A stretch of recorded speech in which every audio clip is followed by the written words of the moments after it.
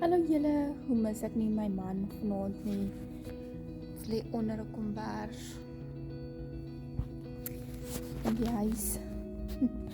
Dit is winter, jy kan voel, dit is winter. En van die van julle wat my nie ken nie, ek is Heidi, 'n 2A vrou, mamma van een pragtige babaseentjie. En ons het die kans gevat om 'n program te kry wat ek van die huis af kan werk om my babaseentjie. Ek kan sien hoe hy groot word, ek kan sien hoe ek kan mis nie al sy eerstes nie. Ek sien hom in 'n spontane seentjie in verander.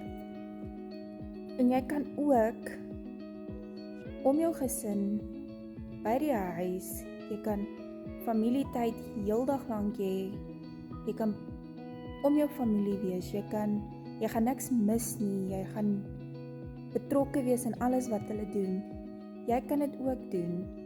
Sit vir my ja in die comments en ek deel met die grootste liefde.